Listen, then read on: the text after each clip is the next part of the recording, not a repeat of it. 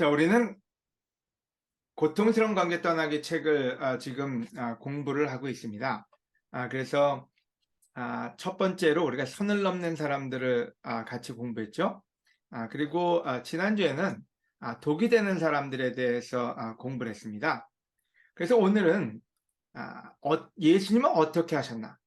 선을 넘는 사람들 또는 독이 되는 사람들, 우리에게 고통을 주는 사람들이 우리에게 다가왔을 때, 예수님에게 다가왔을 때 예수님은 어떻게 그들을 사랑하셨고 그들을 대하셨는지 같이 공부하는 시간을 갖도록 할게요. 여러분, 그리스도인들은 누군가를 피하거나 누군가를 진리에서 떠나게 하는 것을 실패라고 생각하기가 쉽습니다.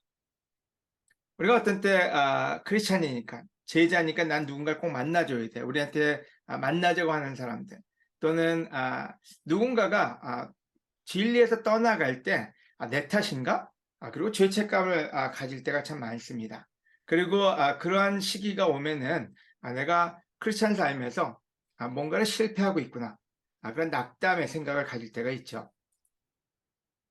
근데 예수님을 바라보면요, 예수님 주위에는 많은 사람이 있었지만 또 많은 사람들이 떠나가거나 또 예수님이 떠나 보내셨어요. 그래서 복음서를 잘 찾아보면은 실질적으로 한 40번에 걸쳐서 예수님이 떠나보내거나 또는 떠나간 그런 그 사건들을 보게 됩니다. 물론 복음서, 사복음서이기 때문에 중복된 부분이 있어서 그것을 추려보면은 약 20번 정도 그런 사건들을 우리가 목격할 수가 있습니다. 왜 떠나가느냐? 예수님이 이해하기 어려운 진리를 말씀할 때 사람들이 종종 떠나갔어요. 이거 너무 어려운 말씀이다, 그리고 떠나간 사건들을 여러분도 기억하실 거예요. 또 뿐만 아니라 참 그분의 말씀에 감동을 받은 사람들이 예수님께 머물러 주길 간청했지만 예수님이 다른 데로 떠나가셨어요. 그래서 발길을 돌리셨죠. 그래서 늘 갈등 때문에 떠나보내거나 떠나는 일이 있었던 건 아닌 것 같아요. 때로는 예수님이 그 어떤 일들을 할 때 사람들이 너무 예수님이 원하셨지만 예수님은 어떤 목적에선가 그들을 떠나셨어요. 때로는 쉼을 위해서, 때로는 회복을 위해서, 때로는 안전상의 문제로 누군가가 예수님을 죽이거나 또 해를 입히려고 할 때, 그때 예수님은 그 무리에서 떠나신 모습을 종종 볼 수가 있습니다. 그래서 핵심은 예수님은 사명을 수행하는 데 있어서 하나님이 주신 사명이죠. 우리도 그 사명을 받았습니다. 다른 사람들의 필요나 또는 간청, 공격 또는 무반응 때문에 방해를 받지 않으셨다는 거예요. 그러니까 우리는 많이, 우리가 영어로 디스트랙 된다 그러죠. 우리의 초점을 잃어버릴 때가 참 많아요. 여러 가지 이유 때문에. 그 이유가 어떤 때는 우리는 좋은 이유라고 생각합니다. 사람들이 나를 너무나 원하니까, 사람들이 나를 너무나 공격하니까, 내가 아무리 해도 반응이 없으니까. 근데 예수님은 그것 때문에 본인의 길을 수정하거나 변경시키지 않으셨다는 거예요. 늘 본인의 사명을 위해서 그 길을 걸어가셨고, 다른 어떤 것도 예수님의 그 미션을 방해하지 못하게 한 거죠. 바로 그래서 떠나보냄, 또 떠나는 것에 대해서 우리가 제대로 배우지 않는다면 우리는 distract, 방해받는 것에 의해서 우리의 목표를 못 이룰 수 있다는 거예요. 그래서 여러분, 이 시간은 특별히 우리가 예수님을 바라보면서 예수님은 대체 어떻게 사랑하셨나? 왜냐하면 예수님이 내가 너희를 사랑한 것처럼 사랑하라 그러셨거든요. 그래서 우리의 방법이 아니라, 우리 느낌상의 사랑이 아니라 예수님이 하셨던 일들을 잘 생각하고 또 공부해서 그와 같은 삶을 우리 삶에 적용시키면 너무 좋을 것 같아요. 사람들이 떠나갈 때 예수님은 그 뒤를 쫓지 않으셨어요. 여러분, 우리는 어떤 때 사람들이 떠나가면 애걸부걸할 때가 있어요. 근데 예수님의 모습을 보면은 사람들이 떠나갈 때 그냥 담대하셨어요. 왜 그런지는 좀 이따가 성경 구절을 통해서 공부하도록 할게요. 여러분, 예수님은 능력도 있고 지혜도 있고 굉장히 순수하셨으며 완전하신 분이죠. 또 하나님께 철저히 복종하셨어요. 하지만 그렇다고 해서 모든 관계가 성공적이거나 모든 사람들이 하나님을 따르게끔 변화시킨 건 아니었다는 거예요. 그분과 소통한 모든 사람들이 변하거나 회개하거나 그분과 동의한 건 아니었죠. 그래서 여러분 때로 우리가 사람들을 성경 공부하거나 도와주려고 할 때 그들이 듣지 않는다고 떠나간다고 해서 너무 좌절감에 빠지거나 우리가 뭔가 실수했구나 거기에만 빠질 필요는 없다는 거예요. 물론 더 나은 방법을 위해서 배우기 위한 자기 성찰은 필요하겠죠. 하지만 우리가 어떤 일들을 이루어내지 못했을 때 불필요한 죄책감에 빠지는 것은 건강한 제자 생활이 될 수 없을 것 같아요. 첫 번째로 떠나거나 떠나보내는 것. 같이 한번 보도록 하겠습니다. 우리 부자 청년의 예를 들어볼게요. 여러분 부자 청년 잘 알잖아요. 진짜로 예수님께 와서 무릎 꿇고 선한 선생님 그리고 얘기하죠. 내가 어떻게 해야 영원한 생명을 얻을 수 있겠습니까?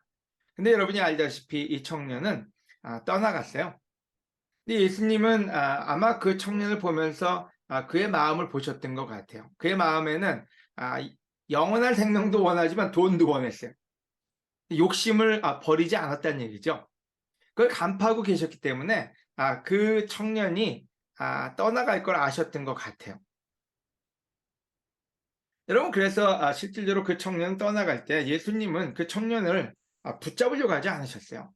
야, 내가 좀만 바겐을 해줄게. 우리 협상 좀 해보자. 너 다 버릴 필요 없어. 조금만 버리고 와도 돼. 우린 때로 성역 공부를 하다 보면은 그러한 생각을 할 때가 참 많아요. 우리가 특별히 우리가 잡고 싶은 사람들이 있죠. 이런 부자 청년처럼 이렇게 건실해 보이고 돈도 있어 보이고 또 앞으로 참 교회에서 어떤 일도 할 수 있어 보이는 그런 사람이 오면은 조금 막연을 하려고 합니다. 근데 여러분 우리가 주목해야 될 게 있어요. 예수님은 이 청년한테 야 기다려봐. 100% 포기하라는 건 아니야. 조금 네가 이 정도만 하면 돼. 절반만 가져오면 어떠니? 이런 니고시에이션이 없었다는 거죠. 여러분 우리가 한번 우리가 사람들을 대할 때 생각해 볼 필요가 있습니다. 우리를 전하고 있다면 우리는 어쩌면 아마 그런 흥정을 할지 몰라요. 하지만 하나님의 말씀을 전할 때는 하나님의 말씀을 전하는 것처럼 하라고 그랬어요. 바로 예수님이 그러한 모습이셨죠. 그러면 예수님은 이런 부자 청년을 떠나보내고 뭘 하셨느냐? 여러분 예수님은 마음이 다치고 진리를 거부하는 사람을 포커스한 게 아니라 진리를 받아들이는 사람들. 그게 누구예요? 베드로, 요한, 야고보에게 더 시간을 투자하신 거죠. 우리가 세상적인 눈으로 사람들을 보다 보면은 우리가 진짜로 어디에 마음을 둬야 될지를 잘 모를 때가 있습니다. 하지만 예수님은 지난주에 설교도 얘기했지만 선택받은 사람들이 누구냐?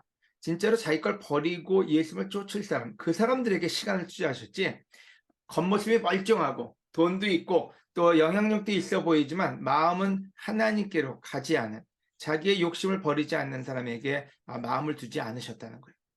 여러분도 성역 공부할 때든 또 사람들을 대할 때 겉모습이 아니라 그들의 중심을 보는 그런 여러분이 된다면은 어쩌면 어떻게 그들을 대해야 될지를 더 많이 알게 될 것 같아요.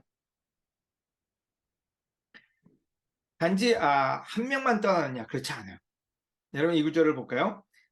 요한복음 6장 65절에서 67절 우리 서경원 형제가 읽어주시겠습니까?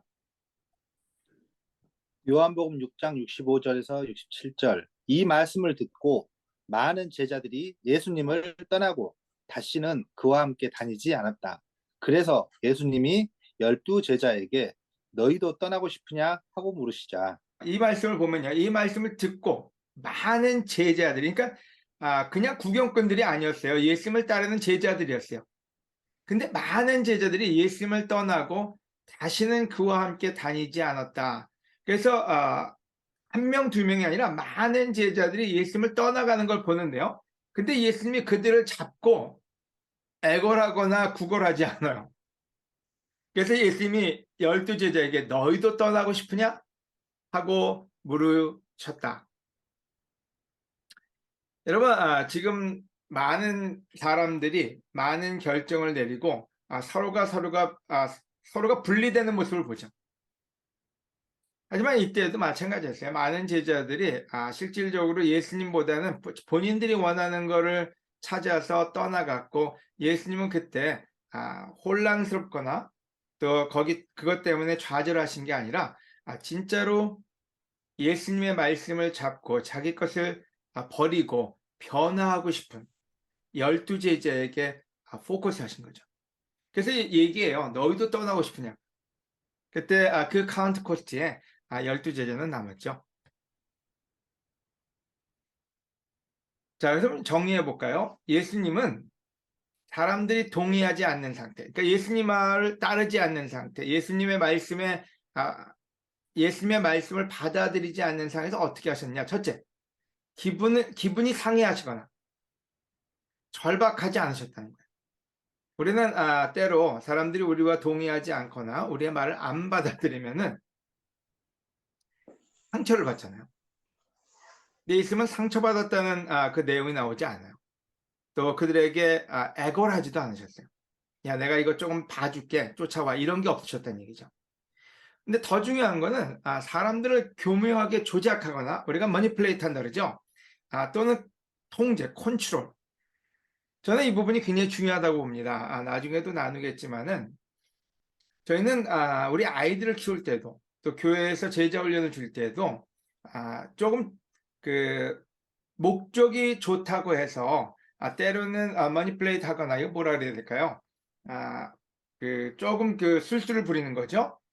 어떤 때는 협박도 하고, 어떤 때는 그들이 쫓아오게끔 하기 위해서 어떤 무언의 압력을 가하기도 하고, 또 컨트롤링 한다 그러죠. 우리가 어떤 때 말은 부드럽게 하지만 쫓아올 수밖에 없게끔 만드는 일을 해요. 근데 예수님은 그런 일을 안 하셨어요. 사람들을 존중하셨고, 그들이 스스로가 결정 내리지 않는 한은 그들을 억지로 끌고 가지는 않으셨다는 거예요. 그리고 예수님은 따르는 사람들, 예수님이 집중해야 될 사람들, 예수님의 선교 사명에만 집중을 하셨어요.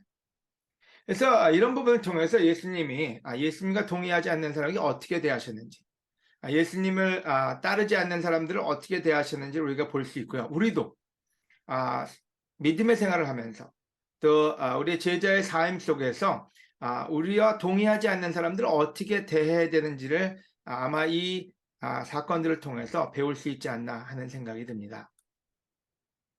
두 번째로 예수님이 침묵을 지키셨다는 거예요.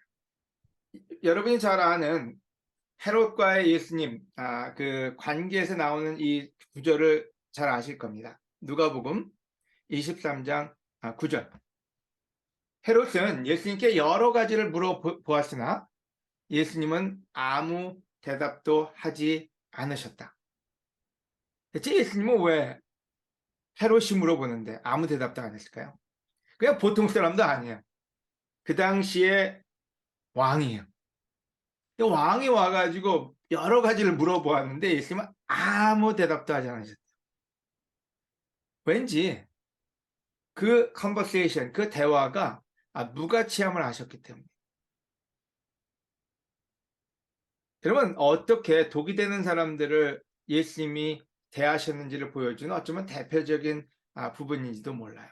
저도 요즘 때로는 몇몇 사람들이 와서 말도 안 되는 얘기들을 늘어놓을 때가 있어요. 만약에 들을 사람이라면 설명해 주겠는데 들을 마음이 없고, 또 여러 가지 목적으로 공격하려고 하는 사람들에게 아무 얘기를 안 하는 이유가 있다면 어쩌면 이 부분을 예수님께 배웠는지도 몰라요. 여러분, 때로는 우리가 무의미한 대화로, 무의미한 질문으로 여러분의 마음을 떠보려오는 사람이 있다는 걸 여러분이 알 때가 있어요. 그때는 여러분 예수님처럼 침묵하셔도 된다는 겁니다. 여러분, 또 다른 예를 들어보면요, 예수님은 똑같은 방법으로 종교적인 지도자들을 대하셨는데요. 마태복음 27장 12절에서 14절. 대제사장들과 장로들이 고소하는 말에는 일체 대답하지 않으셨다. 그때 빌라도가 예수님께 저 사람들이 너에 대하여 증언하는 말이 들리지 않느냐 하고 물어도 예수님이 전혀 대답하지 않으시자 그는 아주 이상하게 생각하였다. 여러분, 똑같은 시츄에이션이에요. 주로 좀 권력이 있는 사람들이 이런 일들을 많이 하죠. 대제사장들, 장로들이 고소하는 말로 예수님께 계속 물어보고 또 예수님께 딴지를 걸었죠. 근데 예수님은 그때 내가 니들보다 똑똑하니 한번 논리로 따져보자 이렇게도 안 하셨고요. 내가 순결하니 내 모든 걸 증거해 보겠다. 그리고 그 말장난에 끼어들지 않으신 거예요. 왠지는 이들이 설득당할 마음이 없다는 걸 아셨기 때문이었어요. 그래서 일체 대답을 하지 않으셨다고요. 그리고 전혀 그것에 반응하지 않으셨다고 얘기를 합니다. 여러분, 언쟁이 우리에게 필요가 있지 않습니다. 누군가가 여러분을 공격하려고 질문을 하거나 또 그런 이유 때문에 여러분을 어떤 대화의 장소로 여러분을 초대한다면 예수님이 하셨던 방법을 쓰는 게 저는 지혜롭지 않나 하는 생각이 들어요. 여러분, 우리는 언쟁할 필요가 없습니다. 독이 되는 사람이 당신을 공격할 때 거기에 관여할 필요가 없습니다. 특히나 그래봐야 달라지는 게 없음을 알고 있을 때는 증오에 가득 찬 폭력에 맞서기보다는 하늘에 계신 사랑하는 아버지를 예배하고 알아가는데 시간을 쓰는 편이 낫습니다. 이게 고통스러운 관계 떠나기 책에 나온 내용인데요. 여러분, 그게 우리 지금 대전교회가 하고 있는 일 중에 하나예요. 좀 대전교회도 여러 가지 그 옳지 않은 대우를 많이 받아왔고 지금도 받고 있죠. 여러 가지 언어 폭력에 가까운 편지도 많이 받았고요. 하지만 저희가 그것의 논쟁을 줄이는 이유가 있다면은 우리가 해야 될 일은 하나님 아버지를 예배하는 일이지 그 언쟁에 들어가서 싸우다 보면은 우리도 망가지게 될 거예요. 여러분, 전쟁터에는 죄인밖에 없습니다. 왠지는 싸우다 보면 우리 모두는 죄질 수밖에 없어요. 성경은 얘기하기를 원수 갚는 것은 하나님께 맡기고 우리는 사랑하는 일에 시간을 쓰라고 합니다.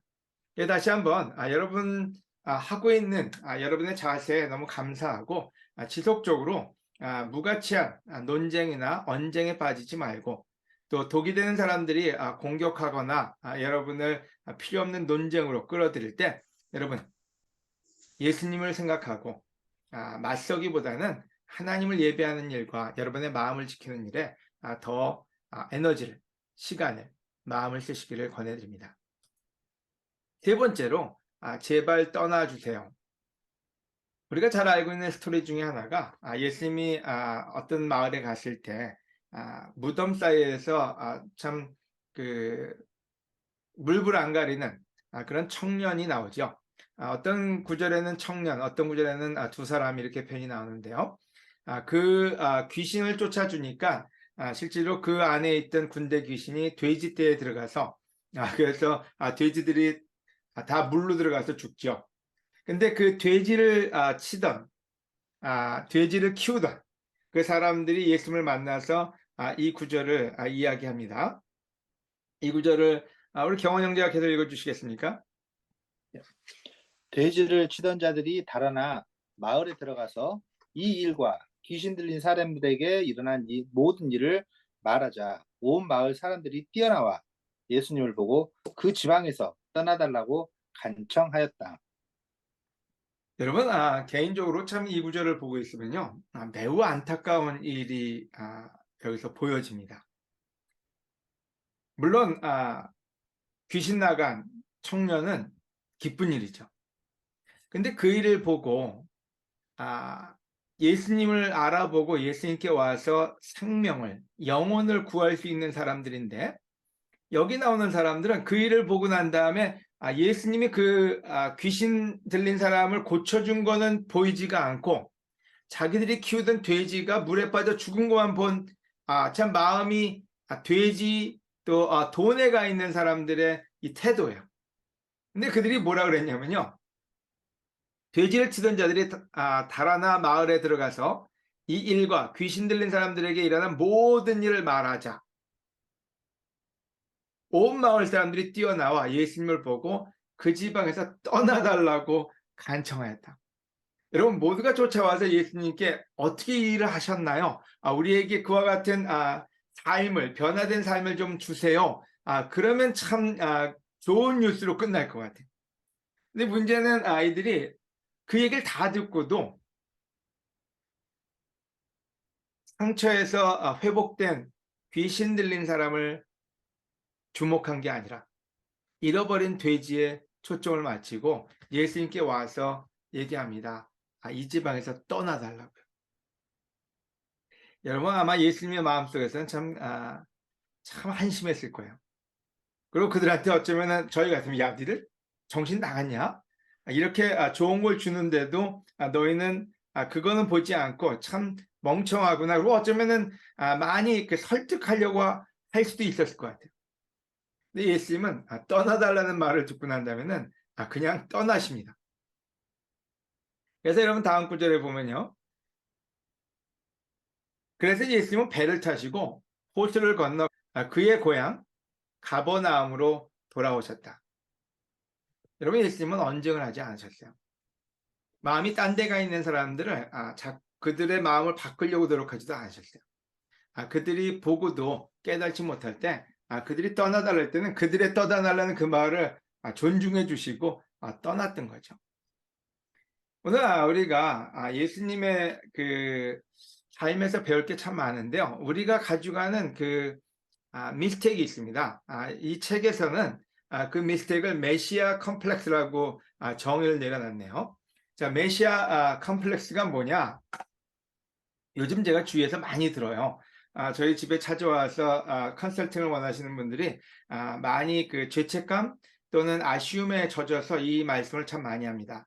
제가 읽어볼게요. 많은 사람들에게는 끔찍한 메시아 컴플렉스가 있어서 자신이 조금만 더 똑똑하거나 경건했다면, 조금만 더 금실하고 기도했다면, 자신이 전하는 진리를 모든 사람이 동의하고 마음속에 하나님을 받아들일 거라는 생각을 한다. 저도 이런 생각을 한 적이 참 많아요. 그래서 내가 기도가 너무 적었나 보다. 내가 더 사랑을 했어야 되나 보다. 내가 뭔가 좀 더 똑똑하게 얘기했으면 그러면 저 사람이 하나님을 받아들였을 텐데. 그러면 저 사람이 나에게 더 선을 베풀었을 텐데. 근데 여러분, 물론 더 성장해야 될 부분은 우리 모두에게 있습니다. 그러나 예수님, 진짜 메시아 예수님에게도 그런 일은 없었어요. 예수님이 가서 하다못해 귀신 들린 사람, 물불 못 가리고 어느 누구도 도와줄 수 없는 사람을 고쳤는데도 사람들은 알아보지 않고 떠나달라고 부탁을 해요. 여러분, 그렇다면 우리한테도 마찬가지예요. 우리가 물론 예수님처럼 그렇게 큰 일을 할 수 없는데도 예수님도 떠나보냈다면 우리도 안 받아들일 사람은 안 받아들일 거라는 거예요. 또 사람들이 진리를 거부한다면 그 자리를 떠나도 좋다. 그리고 그들을 떠나보내도 상관이 없다. 자, 이 말은 우리 예수님이 12사도를 전도 보내면서 하신 말씀과 똑같아요. 너희를 받아들이는 사람이 있으면 거기 거하고 말씀을 전하고, 하지만 너희들을 거부한다면 신발을 털고 떠나라고. 여러분 우리는 어떤 때 이런 일이 벌어지면 상처를 받거나 아니면은 거기서 싸우거나, 왜냐면 상처 때문에 감정 싸움을 할 때가 있죠. 근데 예수님은 그렇게 안 하셨고 우리에게도 그와 같은 방법으로 사람을 대하지 말라고 합니다. 예수님이 이렇게 대답하셨다. 하늘에 계신 내 아버지께서 심지 않으신 나무는 모두 뽑힐 것이다. 그러니 내버려 두어라. 그들은 눈먼 인도자들이다. 소경이 소경을 인도하면 둘 다 구덩이에 빠질 것이다. 이 구절에서는 표현을 씁니다. 내버려 두라고요. 여러분, 우리가 말씀을 전하는 것, 그건 우리가 하나님의 종으로서 해야 될 일입니다. 또 사랑을 전하는 것도 하나님의 종으로서 해야 될 일이고요. 하지만 누군가가 그것을 받아들이지 않을 때는 여러분 내버려 두라고 성경은 얘기합니다. 그 얘기는 여러분이 그들을 미워하라는 것이 아니라 받아들일 사람은 받아들일 거고 또 거부할 사람은 거부할 때 그 부분을 하나님께 맡기라는 얘기겠죠. 마찬가지로 여러분, 여러분이 잘 아는 마태복음 7장 22절, 많은 사람들이 나에게 주여 주여 우리가 주님의 이름으로 예언을 하고 귀신을 쫓아내고 많은 기적을 행하지 않았습니까? 라고 말할 것이다. 그러나 그때 나는 너희를 도무지 알지 못한다. 이 악한 자들아 내게서 떠나가거라 하고 분명히 말할 것이다. 마찬가지로 예수님은 침묵하기도 하시고 또 떠나가 달라 그럴 때 떠나가기도 하시고, 또 예수님은 악을 행하는 사람들에게 그에게서 떠나라고까지 말씀을 하신 거죠. 그래서 오늘 정리해 보면요, 예수님은 예수님의 사역 속에서 돌려보내는 일을 많이 하셨고요. 또 다른 면에서는 그것은 사람들의 선택을 존중해 주신 거예요. 나쁜 선택까지도요. 왠지는 그 나쁜 선택이 우리 지난번에 공부한 것처럼 그들의 선택에 의해서 상처받을 때 그들은 돌아올 수 있는, 온전히 돌아올 수 있는 기회가 허락되거든요. 하지만 그들이 이해할 수 없는 데서 우리가 억지로, 우리 컨트롤링으로, 아니면 우리가 그들이 돌아올 수밖에 없게끔 어거지로 잡는다면은 진정한 개종이 될 수가 없기 때문에 실질적으로 예수님은 사람들의 선택을 존중해 주신 거죠. 여러분, 다시 한번 오늘 우리 삶 속에서 다른 사람을 통제하려고 하는 그 부분이 없나 한번 생각해 보면 좋을 것 같아요. 특별히 우리 미니스트리에서요. 저는 개인적으로 미니스트리에 33년 가까이 전임으로 일하면서 초기에 컨트롤링 하는 걸 참 많이 배웠고 또 썼던 것 같아요. 하지만 최근에 와서 지난 한 십몇 년 동안에 많은 훈련을 통해서 배운 게 있다면은 내가 통제, 컨트롤 하려고 하지 말아야 되겠다. 어떤 미팅에 가서도 어떤 대화 속에서도 내가 할 수 있는 걸 하고 내가 권할 수 있는 걸 권하지 그 모든 미팅이나 모든 대화가 내가 원하는 대로 끝나게끔 조종하려고 하면 안 되겠다 하는 걸 많이 배웠던 것 같아요. 왠지는 컨트롤링 하는 미니스트리 방법이야말로 가장 독성이 강한 안 좋은 일이기 때문에 그렇습니다.